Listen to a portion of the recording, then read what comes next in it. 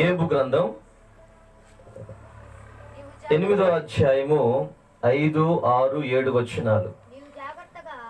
నీవు జాగ్రత్తగా దేవునిని వెదకని ఎడల, సర్వశక్తుడగు దేవునిని బ్రతిమాలు కొనిన ఎడల, నీవు పవిత్రుడవై యథార్థవంతుడవైన ఎడల నిశ్చయముగా ఆయన నీ యందు శ్రద్ధ నిలిపి నీ నీతికి తగినట్లుగా నీ నివాస స్థలమును వర్ధిల్లింపచేయును. అప్పుడు నీ స్థితి మొదట కొద్దిగా ఉండినను తుదను నీవు మహాభివృద్ధి పొందుదువు. ఆమేన్. హల్లెలూయా.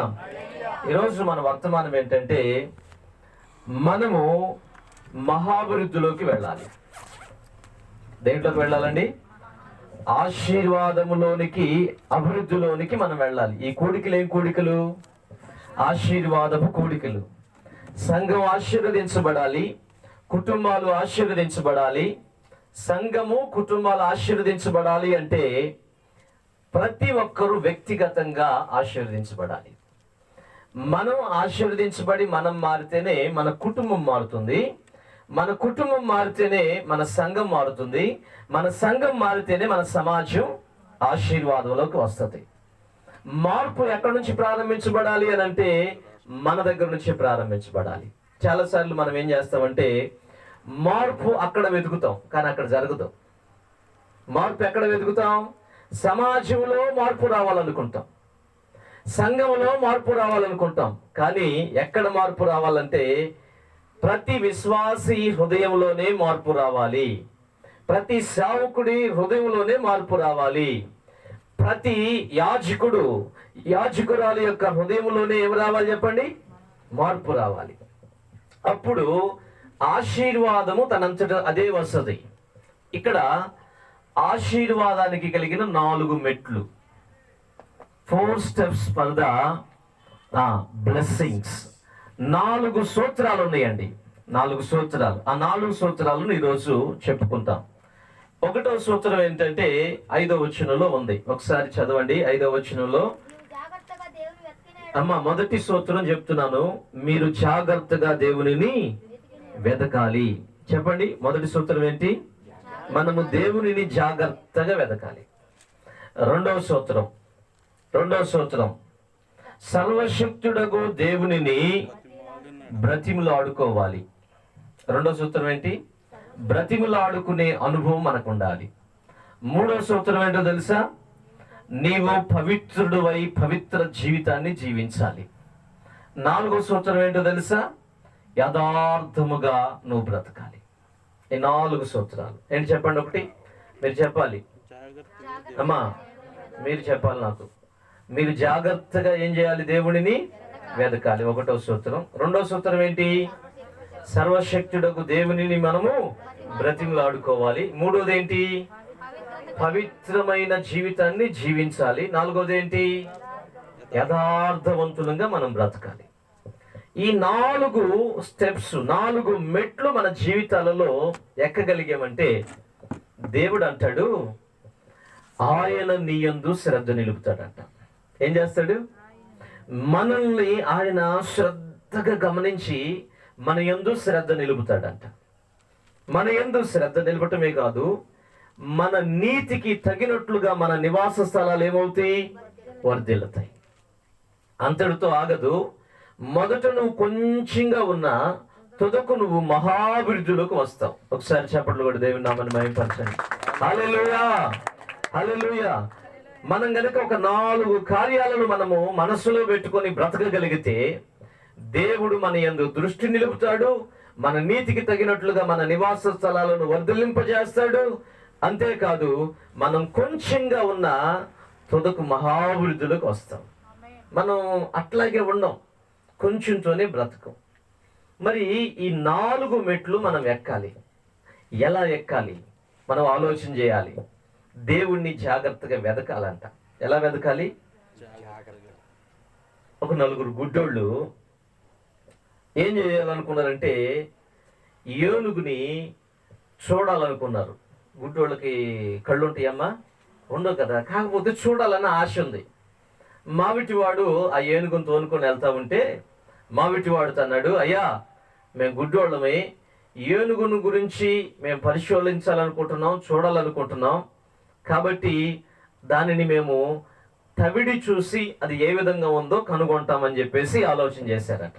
ఆలోచన చేసి వీళ్ళు అడిగితే సరేలే పాపం గుడ్డోడు చూస్తామన్నారు కదా అని చెప్పేసి ఒకడు వచ్చాడంట.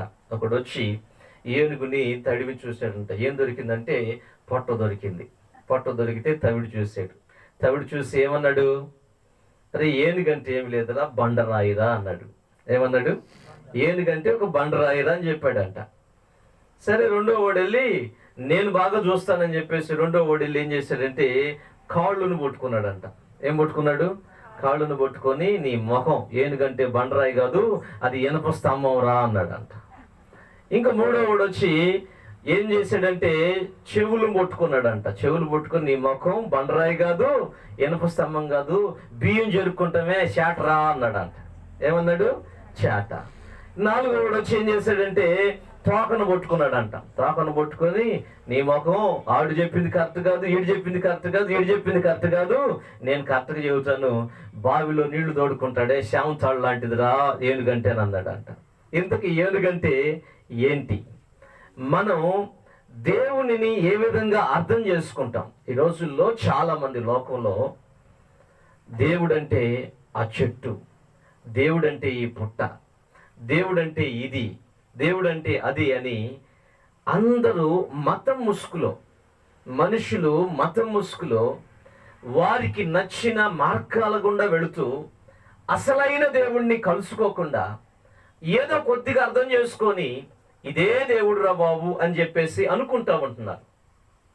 కానీ ఏనుగు అంటే వాస్తవానికి ఇవన్నీ కలగలుపుకొని మనం చూడగలిగితేనే ఆ ఏనుగు యొక్క చిత్రం మనకు అర్థమవుతుంది, ఏనుగు యొక్క బలం మనకు అర్థమవుతుంది, ఏనుగు యొక్క స్వరూపం మనకు అర్థమవుతుంది.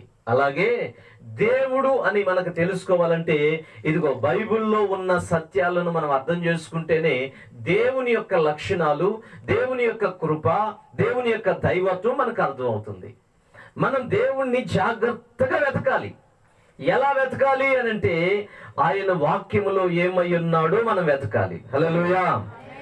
జాగ్రత్తగా వెతకాలి. ఎట్లా పడితే అట్లా వెతకూడదు. ఒక స్త్రీ ఉంది, 10 వెండి నాణ్యాలు సంపాదించుకుంది. ఆ రోజుల్లో యూదులు 10 వెండి నాణ్యాలు సంపాదించుకోకపోతే పెళ్లికి ఎలిజిబుల్ కాదు. ఏమ్మా మరి ఏంటన్నారా? పెళ్లి కావాలంటే ఆడపిల్లలకి ఎన్ని వెండి నాణ్యాలు సంపాదించుకోవాలి? 10 వెండి నాణ్యాలు సంపాదించుకోవాలి. 10 వెండి నాణ్యాలు సంపాదించుకొని వాళ్ళు కట్టనంగా ఇస్తారో లేకపోతే వాళ్ళే వాడుకోవడానికి ఉపయోగించుకుంటారో తెలియదు, కానీ వాళ్ళు ఎలిజిబుల్ అవుతారు. ఒక రోజున ఆ 10 వెండి నాణ్యాలు ఒక వెండి నాణ్యం పోయింది. పోతే ఏం చేసిందో తెలుసా? ఆ గుండె జారిపోయింది. ఎందుకని? 10 వెండి నాణ్యాలు ఆమె చేతిలో ఉంటేనే ఆమె ఒక వధువుగా ఎలిజిబిలిటీ. ఇప్పుడు ఒక నాణ్యం పోగొట్టుకుంది. పోగొట్టుకుంటే ఏమైంది చెప్పండి? ఆమె ఏం చేసిందంటే చాలా జాగ్రత్తగా ఇల్లంతా వెతికింది. చీకటి పడిపోయింది. అప్పటికి చీకటి పడిన తర్వాత దీపం వెలిగించి మరలా ఏం చేస్తుంది? దీపపు వెలుగులో వెతకటం ప్రారంభించింది. శుభ్రంగా ఊడ్చిన కసువులు ఏం చేసింది? కొద్దిగా ప్రతి దానిని జాగ్రత్తగా వెతికింది. వెతికితే పోగొట్టుకున్న నాణ్యం దొరికిందంట. దేవునికి స్తోత్రం. ఆ స్త్రీ ఎవరు అనంటే మనమే, సంఘంగా మనందరం వెతకాలి. ఆత్మీయ జీవితంలో కొన్ని విషయాలను మనం కోల్పోతూ ఉంటాం. మొదటి ప్రార్థనా జీవితాన్ని కోల్పోతూ ఉంటాం, పోగొట్టుకుంటాం. మొదట భక్తిని పోగొట్టుకుంటూ ఉంటాం. మొదట విశ్వాసాన్ని పోగొట్టుకుంటూ ఉంటాం. మొదట ఆత్మీయ వరాలను పోగొట్టుకుంటూ ఉంటాం. మొదటి తలంపులను పోగొట్టుకుంటూ ఉంటాం. తలాంతులను పోగొట్టుకుంటూ ఉంటాం. పోగొట్టుకున్న వాటిని ఏం చేయాలి? మనం విడిచిపెట్టేసేయకూడదు. పోతే పోయిందిలే, దానివల్ల నాకేం ఉపయోగం అనుకోకూడదు. గుర్తుంచుకోండి, దేవుడు మనకిచ్చిన ప్రతిదీ శ్రేష్టమైనది. నువ్వు మొదట చేస్తున్న ప్రార్థన చేస్తున్నావా? మొదట విశ్వాసంతోనే బ్రతుకుతున్నావా? మొదటి భయము భక్తి మన జీవితంలో ఉందా? ఒకవేళ పోగొట్టుకున్నావా? కరోనా వచ్చిన తర్వాత అన్ని పోగొట్టుకోవటం నేర్చుకున్నాం మనం. ఈ కరోనా వచ్చిన తర్వాత శనివారం ప్రార్థన పోగొట్టుకుంటున్నాం, బుధవారము స్త్రీల కూడికలను పోగొట్టుకుంటున్నాం, మరి ఆదివారము గంట సేపు ఆరాధించి విడిచిపెట్టేస్తున్నాం. భక్తి నాణ్యత తగ్గిపోతుంది. గుర్తుంచుకోండి, మనం ఎలా వెతకాలి? ఎలా వెతకాలి అంటే మనం జాగ్రత్తగా వెతకాలి. ఎలా వెతకాలండి? బీ కేర్ఫుల్గా వెతకాలి, చాలా జాగ్రత్తగా వెతకాలి. ఒక స్త్రీ పరమగీతాలు 3వ అధ్యాయంలో కనిపిస్తుంది. ఆమె అంట ప్రాణప్రియుణ్ణి వెతుక్కుంటూ వెళ్తుంది. ఎక్కడ వెతుక్కుంటూ వెళ్తుంది? ప్రాణప్రియుణ్ణి వెతుక్కుంటూ వెళ్తుంది. ఎక్కడెక్కడికి వెళ్ళిందో తెలుసా? మొదట సంత వీధుల్లోకి వెళ్ళిందంట. ప్రాణప్రియుడు దొరకలేదు. తర్వాత పట్టణంలోకి వెళ్ళిందంట. ప్రాణప్రియుడు దొరకలేదు. రాజ్యమార్గంలోకి వెళ్ళిందంట. ప్రాణప్రియుడు దొరకలేదు. ఇక తిరుగుతా ఉంది. అప్పటికి చాలా రాత్రి అయిపోయింది. అసలు అంతకుముందు ఏం చేస్తుందంటే మంచం మీద పడుకొని ఎతుకుతుంది ప్రాణప్రియుడిని. మంచం మీద దొరకల. లెగిసి ఇదిగో రాజమార్గంలో, పట్టణాలలో, వీధులలో, రాజమార్గాలలో వెతికిన తర్వాత అక్కడ దొరకల. ఆ తర్వాత చాలా సమయానికి వేకువజామునే కావలి వాళ్ళు ఎదురుపడ్డారంట. ఎవరు ఎదురుపడ్డారు? కావలి వారు ఎదురుపడ్డారంట. కావలి వారి దగ్గరికి వెళ్ళి, అయ్యా నా ప్రాణప్రియుని చూసారా? ఇదిగో ఆయన ముఖం చాలా అందంగా ఉంటుంది, ఆయన ఇంత ఎత్తులో ఉంటాడు, ఆయన వస్త్రాలు వేసుకొని ఉంటాడు, అవన్నీ చెప్తే ఏం చేశాడు? ఆమె అమ్మా ఇటే వెళ్ళినట్టున్నారు. ఆ కావలివాడు మార్గాన్ని చూపించాడు. కావలి వారు ఎవరంటే దేవుని సేవకులు. చెప్పండి, ఎవరు? దేవుని సేవకులు. మనకేం చెప్తారంటే దేవుని మార్గాన్ని చూపిస్తారు. ప్రాణప్రియుడు మన కోసం కలువరి శిలువలో నీ కోసం ఎంత ప్రేమ చూపించాడో ఆయన ప్రేమ చూపించిన విధానాన్ని చెప్తారు. ఆయన కలువరి శిలువలో నిన్ను ఎంతగా ప్రేమించి కరుణించి ఆయన కృప చూపించాడు, ఆ విధానాన్ని చెప్తారు. హల్లెలూయా. గుర్తుంచుకోండి, ఎప్పుడైతే ఈ కావలి వారిని దాటి కొంచెం ముందుకెళ్ళిందో ఏం దొరికారంట?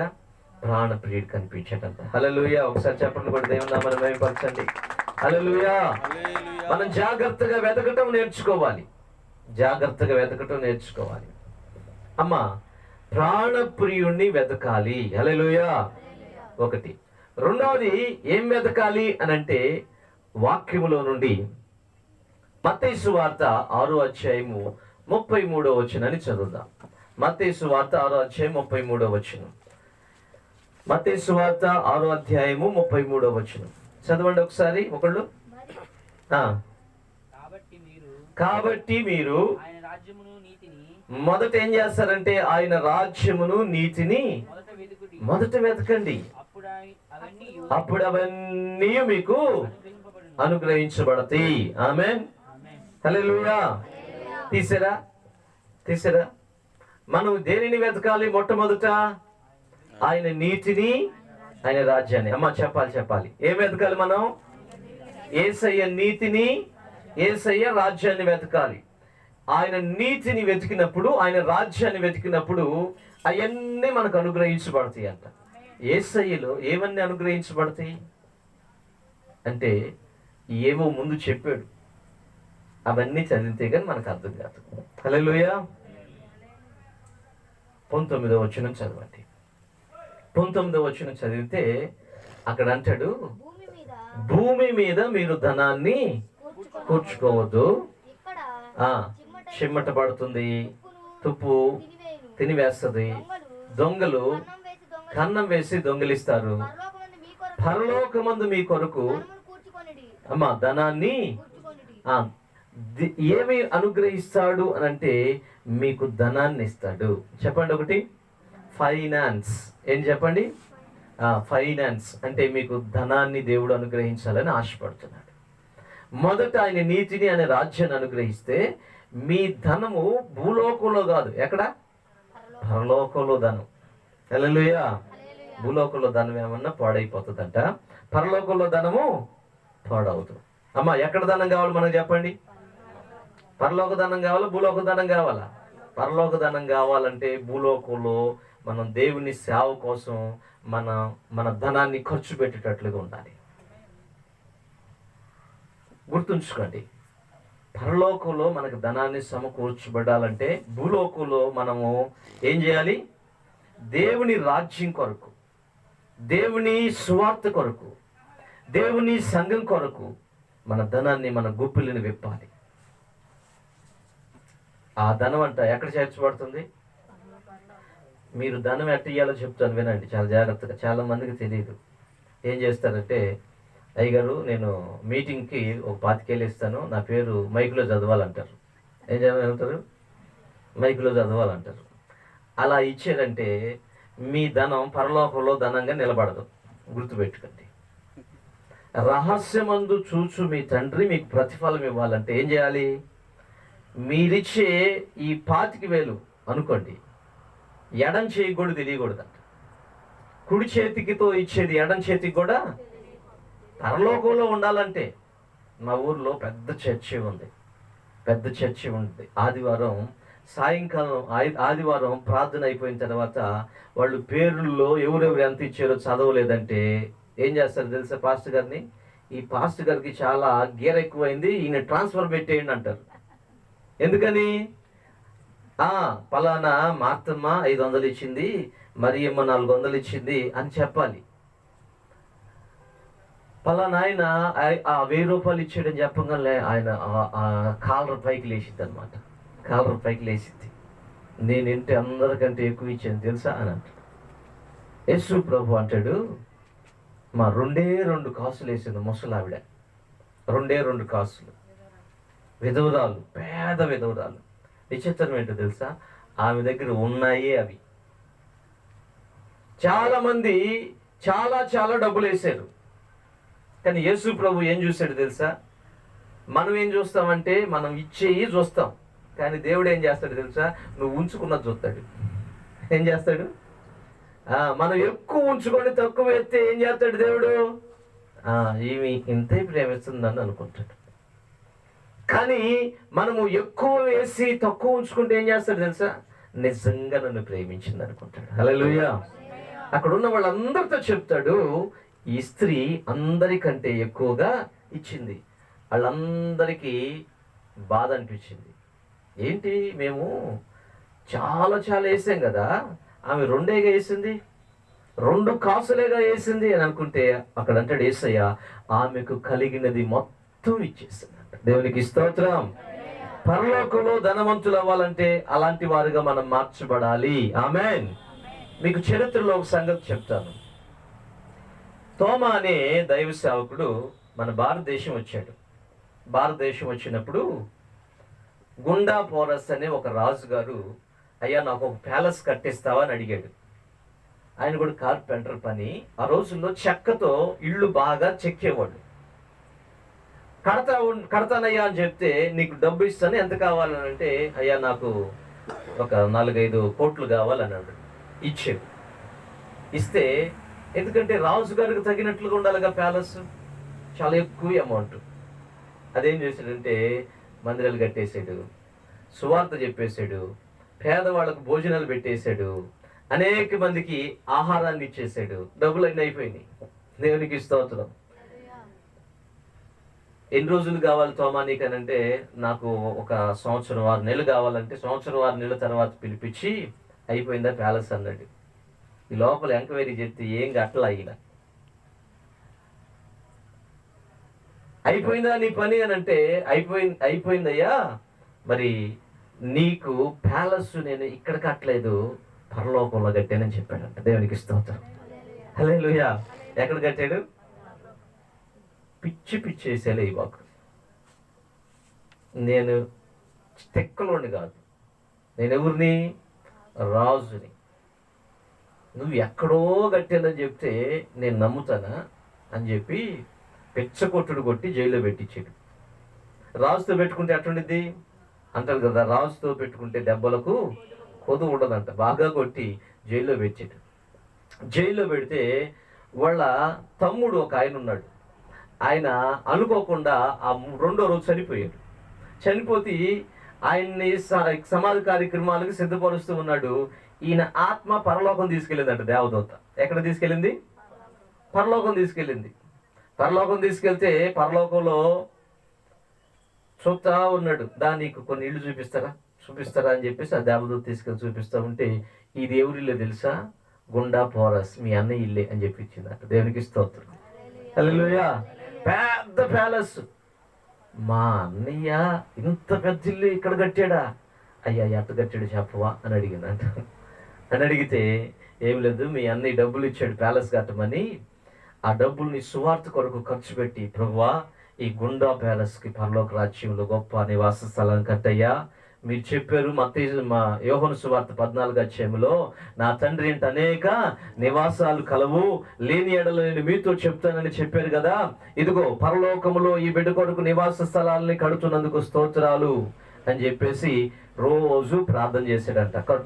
డబ్బులు ఖర్చు పెట్టడం ఏమన్నా సువార్త కోసం, డబ్బులు ఖర్చు పెట్టడం ఏమన్నా పేదవారి కోసం, డబ్బులు ఖర్చు పెట్టడం ఏమన్నా మందిరాలు కట్టడం కోసం, డబ్బులు ఖర్చు పెట్టడం ఏమన్నా ఈ రకరకాలుగా దేవుని పని కోసం ఖర్చు పెట్టేశాడు. ఆయన అన్నాడంట, దేవదూత గారు దేవుడితో ఎట్టగానే ఒక మాట చెప్పి నన్ను మరలా భూలోకాన్ని పంపించండి అని అంటే, అసలు నేను తీసుకొచ్చిన పర్పసే అది. ఎందుకని? అక్కడ నా సేవకుడు ఎక్కడున్నాడు? ఆయన పని ఇంకా అవ్వాలి. అక్కడ ఆయనకి ఇంకా చాలా పని ఉంది. భూలోకంలో అనేక మందిని మార్చాలి. అప్పుడే ఆయన్ని చంపేస్తే ఎట్ట మీ అన్న? అందుకనే నిన్ను ఇక్కడ తీసుకొచ్చింది. చూసావా, బాగా చూసానయ్యా, బుద్ధి వచ్చింది, వెళ్తానయ్యా అని అన్నాడు. సరే వెళ్ళిన తర్వాత ఈ లోపల ఆయన్ని సమాధి చేయడానికి రెడీ అవ్వగానే అన్నా లేచాడంట. దేవునికి స్తోత్రం. అన్నా లేచే తల్లికి ఒరే బతికాడురా, ఈడు బతికాడు అని చెప్పేసి అంటే, నన్ను మా అన్న దగ్గర తీసుకెళ్ళండి అర్జెంటుగా అని చెప్పేసి అన్న దగ్గరికి వెళ్ళి, అన్న నీకు దండం పెడతాడు, నా అంతా తీసుకో, ఆ ప్యాలెస్ నాకు ఇయ్య అన్నాడంట. ఏమంటున్నాడు? ఏ ప్యాలెస్ రా అని అన్నాడంటే, అన్న నీకు దండం పెడతాను రా, నా వాట మొత్తం నువ్వే తీసుకో, ఆ ప్యాలెస్ మొట్టికి నాకు ఇచ్చేయి అన్నాడంట. ఏ ప్యాలెస్ రా? అదే పరలోకంలో తోమ నీ కోసం కట్టిన ప్యాలెస్ అన్నాడంట. తోమ ఏంది నా కోసం ప్యాలెస్ కట్టడం ఏంటంటే, ఆయన చెప్పింది నిజమరా బాబు, నేను చచ్చిపోయాను కదా, నిన్న రోజున నేను దేవదూత తీసుకెళ్ళి నా ప్యాలెస్ మొత్తం తిరిగి చూపించింది. అది చాలా సుందరమైనది, అది చాలా అందమైనది, అది చాలా ఇదిగో ఊహకు అందని ఒక గొప్ప ప్యాలెస్ రా.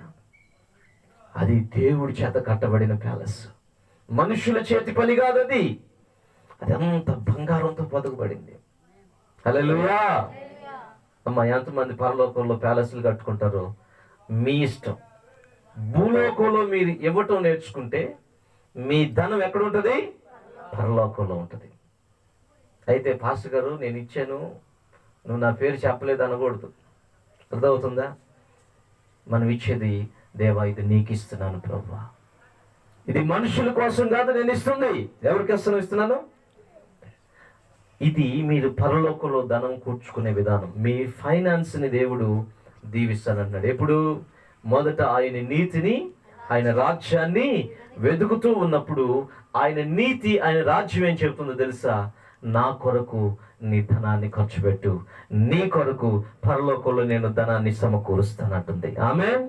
హల్లెలూయా. 25వ వచనంలో ఇంకొక సన్నివేశం మనకు చెప్తాడు. ఏంటి అనంటే, అందువలన నేను మీతో చెప్పినదేమనగా, ఏమి తిందుమో. అమ్మా, ఏమి తింటామో ఏమి తాగుతామో మనకి అంత దిగులే కదా పొద్దున్నే లేచిన కాడ నుంచి. అవునా కదా? మన బాధ అంతా ఏంటంటే, టిఫిన్ తిన్నామా, మధ్యాహ్నం భోజనం తిన్నామా, సాయంత్రం భోజనం చేసామా, చేయలేదు. ఒక్కరోజు ఉపవాసం ఉండాలంటే ముఖం అంతా అయిపోయింది, అయిపోయి ముడుచుకుపోయి నేను చాలా ఉపవాసం ఉంటున్నాను, నేను చాలా కష్టపడి ఉంటున్నాను అనుకుంటా ఉంటాం మనం. గుర్తుపెట్టుకోండి, నీ యొక్క ఫుడ్ విషయంలో దేవుడు పట్టించుకుంటాడు. ఆమె నీ యొక్క ఆహార విషయంలో ఆయన పట్టించుకుంటాడు. నువ్వేం తినాలో, ఏమి త్రాగాలో దేవుడు నీకు సమకూరుస్తాడు. హల్లెలూయా. ఎప్పుడు?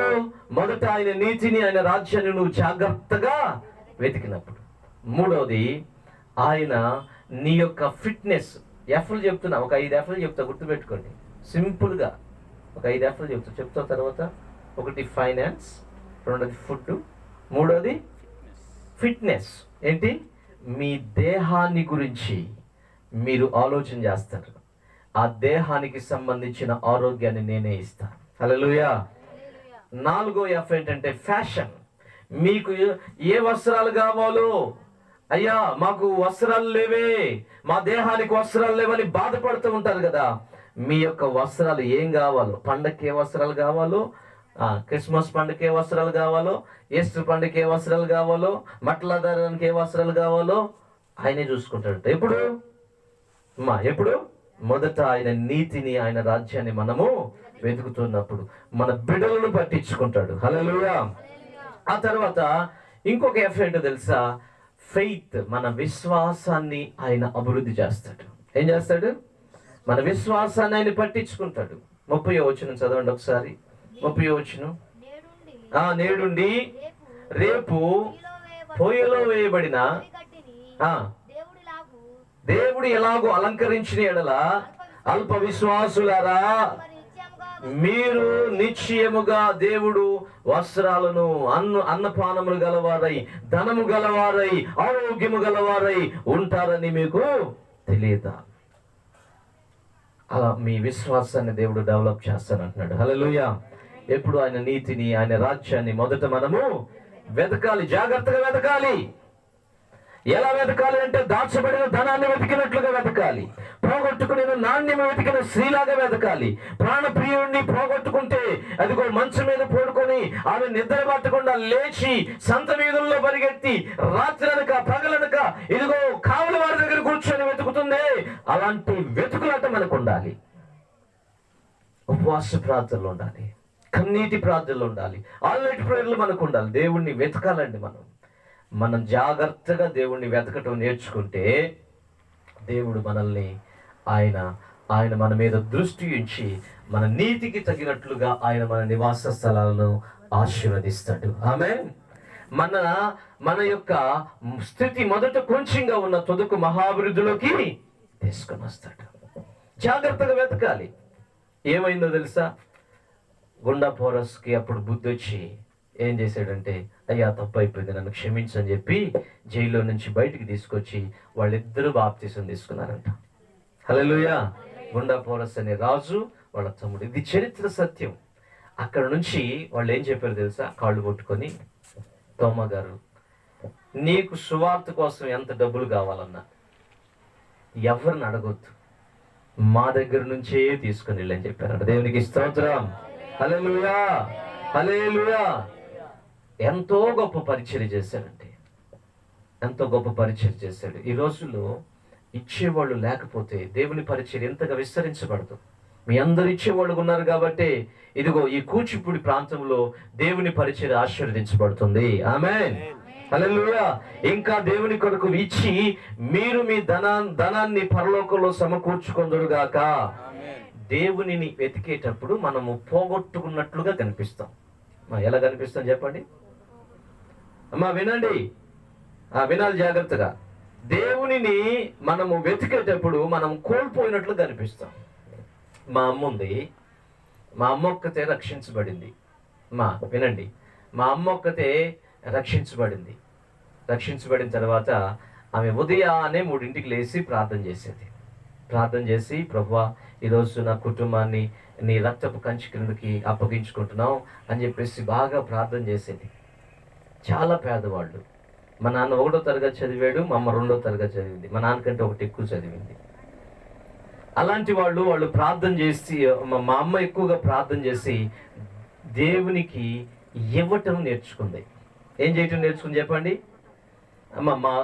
మొత్తం మా అమ్మోళ్ళు 5గురు, 2 మగ పిల్లకాయలు, 3 ఆడోళ్ళు, 2 మగోళ్ళు, 3 ఆడపిల్లలు, 5గురు సంతానం. మా అమ్మ దేవుని సేవకుడు వచ్చింటే బియ్యపు మూటలు కట్టి మా నాన్న తిడతాడని చెప్పేసి షార్ట్గా పంపించేది. డబ్బులు ఇచ్చేది కానుకగా. పండగకి బట్టలు తీసుకొచ్చి ఇచ్చేది. దేవునికి స్తోత్రం. అందరూ అనుకునేవాళ్ళు దీనికి పిచ్చి పట్టింది అనుకునేవాళ్ళు. ఏమనుకునేవాళ్ళు? అరే వాళ్ళు కష్టపడి సంపాదించుకొస్తుంటే దీనికి ఏం అర్థం కావట్లేదు, ఏం చేస్తుంది? వీళ్ళు 10వ తరగతి పాస్ కాకుండా సేవకులు అయిపోయిన వాళ్ళకి ఏం చేస్తుంది? ఇస్తా ఉంది, వాళ్ళకి ఇస్తుంది. పిల్లలకు దాచిపెట్టడం చేత కాదు, తినటానికి చేత కాదు, కడుపుకి వాళ్ళకి మటుకి మేపుతుంది. ఈ ముదనష్టపుది అని చెప్పేసి అందరు తిట్టుకున్నారు. దేవునికి స్తోత్రం. ఈ ముదనష్టపుది ఆశీర్వదించబడింది. హల్లెలూయా, హల్లెలూయా. ఏమండి, దేవునికి ఇస్తే దేవుడు ఊరుకుంటాడా? దేవుడు అన్యాయస్తుడా? ఏమైందో చెప్పమంటారా? ఇదిగో మా చెల్లెలు 10వ తరగతి కష్టపడి 3 సంవత్సరాలు పాస్ అయింది. ఎన్ని సంవత్సరాలు రాసింది?